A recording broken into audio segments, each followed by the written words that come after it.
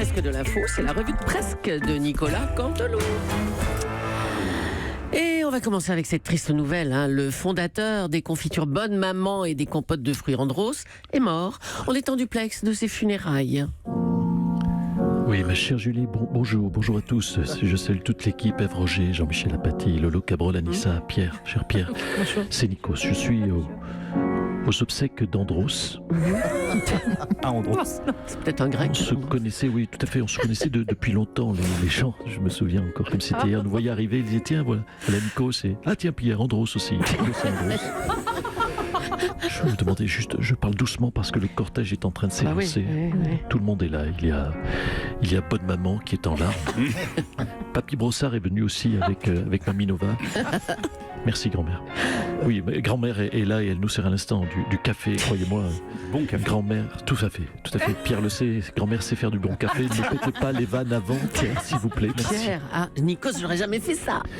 Bon alors, Nikos, qu'est-ce qui se passe là? Écoutez, tout le monde est là. Tout le monde est là. Il est très tôt là. Il est très tôt au cimetière. Le soleil vient de se lever. Voilà l'ami Ricoré. Non. Avec les potes de confipotes. Et à l'instant, j'aperçois leurs amis gays, Michel et Augustin. Le cercueil est, je dois le dire, magnifique. Monsieur Propre s'en est assuré. On a un peu chaud dans l'église. Heureusement, il y a Findus. Une cérémonie très émouvante, ma chère Julie. Oui, ça s'entend. C'est quoi? Vous avez compris, la vache qui rit qui ce matin n'a pas le cœur à rire. Bon merci Nikos, quel beau reportage, merci beaucoup. Allez, on va reparler de ces violences urbaines qui ont eu lieu pendant Halloween. Elles ont principalement eu lieu à Lyon, la ville de Gérard Collomb. Elles ont été moins importantes que prévu grâce aux forces de l'ordre que nos équipes ont suivies pendant cette soirée. En tout cas, monsieur le maire, on voulait vous dire que c'est sympa de venir patrouiller avec nous pendant Halloween parce que, avec tous les appels à la violence, là. Non, mais écoutez, brigadier, c'est mon rôle en tant que maire. Je dois m'assurer de la. Non, et c'est quoi ça là-bas là Regardez, non, c'est une agression. Regardez la dame qui est obligée là de. Elle donne quoi de ses poches là? C'est des bonbons, on dirait elle est menacée par un mineur, la brigadier. Il faut faire quelque chose, il faut l'arrêter, c'est pas possible. Non, mais ça c'est normal, monsieur le maire, c'est Halloween, donc... Non, laissez-moi faire. Et c'est Gérard Collomb.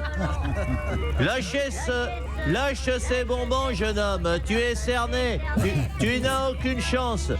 Alors dépose cette agada calmement. Fais pas le con. Dépose ces nounours en guimauve à tes pieds et recule 2-3 pas. Oh là. C'est du boulot. Allez, on l'embarque. Vous vous rendez compte, brigadier, à 6 ans, raqueter des vieilles dames pour des bonbons. Allez, tiens, passez-moi s'il vous plaît. Je vais changer d'idée, un petit caramel. Merci. Merci, brigadier. Oh, mur. Oh, encore un dentier. Un dentier de foutu. Oh là. Bon, allez, on vous laisse, monsieur Collomb. Allez, merci, à bientôt. Excusez-moi. Monsieur, c'est Benoît Hamon? Oui, est-ce que je pourrais avoir un bonbon? Non, parce qu'aujourd'hui, c'est la fête des morts et je me dis c'est un petit peu ma fête à moi, quoi.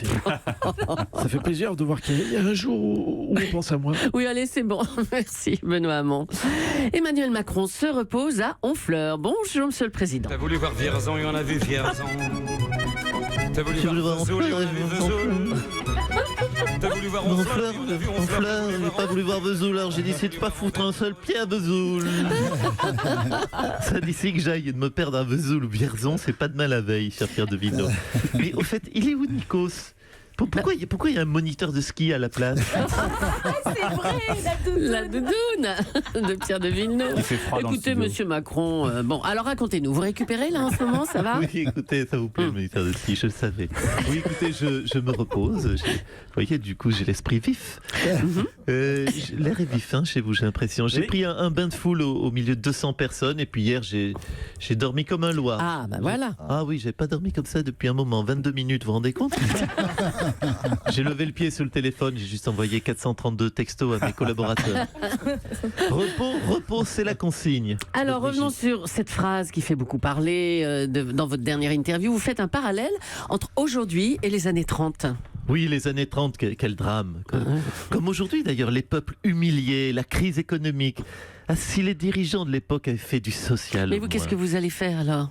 Du social? Ah non, pas du tout, je ne vais pas faire de social, non, je vais faire l'inverse. Je vais continuer à taper les retraités, à donner des sous aux patrons. Mais comme c'est soit moi, soit la Troisième Guerre mondiale, je compte sur les Français pour être raisonnable. Eh ben voilà. Bon courage, Monsieur le Président. Merci. Et bon repos, hein. Bonne fin de séjour à Honfleur. Alors évidemment, cette petite phrase sur les années 30 fait réagir. La situation de l'Europe est elle aussi tendue. On est au téléphone avec Valéry Giscard d'Estaing. Alors vous êtes un expert de l'Europe, Monsieur le Président. Oui, la situation est-elle comparable franchement aux années 30 ? Bonjour Madame Julie, tout d'abord. Protocole avant tout, bonjour Monsieur Pierre de Villeneuve. Bonjour Monsieur le Président. N'oubliez pas que je passais un faut faire un jingle tous de les ça. fidèles, et aucun problème ni ça. Effectivement, vous avez tous compris, l'Europe est à un tournant. Le problème, c'est quoi? C'est qu'on n'a pas mis le clignotant. Dans les années 30, c'était différent. J'en parlais à l'époque, d'ailleurs, avec Léon Blum et Jean Moulin.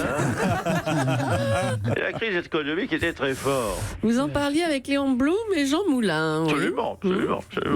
J'avais déjà une solide expérience politique. J'avais notamment aidé Napoléon III, sur quelques dossiers compliqués avec la reine Victoria. Oui. Écoutez, je vous demande de vous arrêter.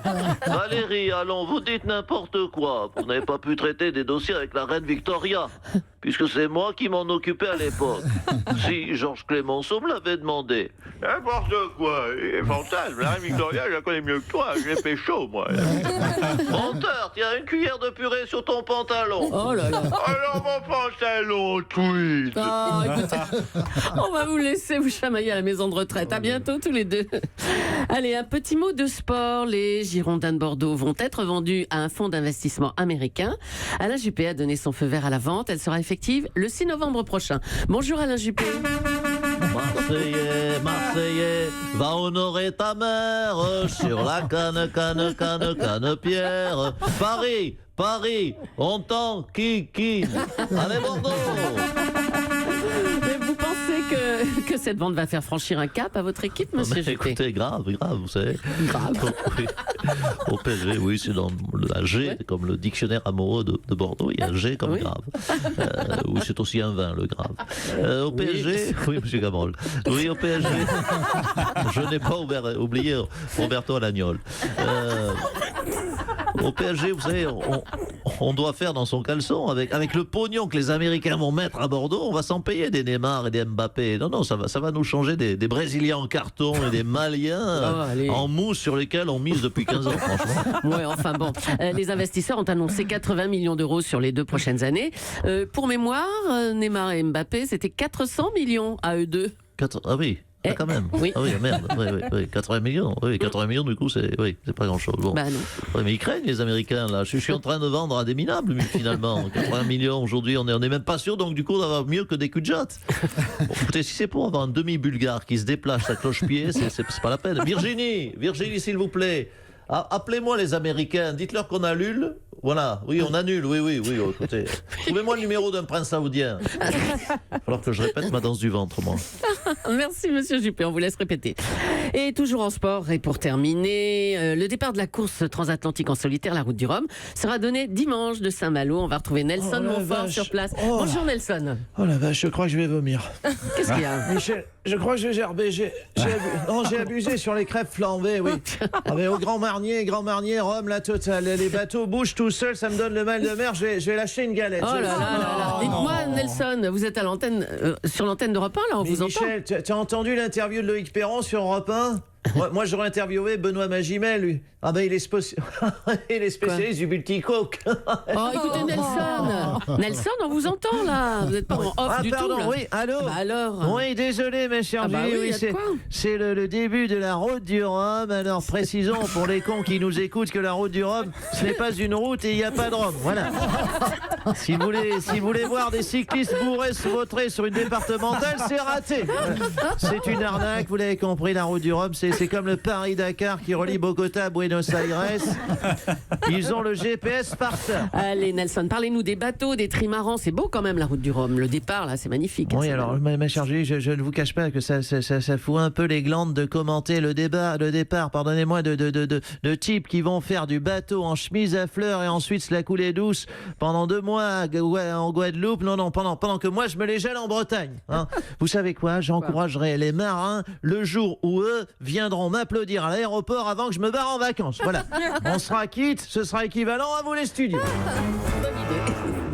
Nicolas Canteloup tous les matins à 8h40 avec Julie. Merci aux auteurs Philippe Cavrivière, Laurent Vassilian et Arnaud Demanche.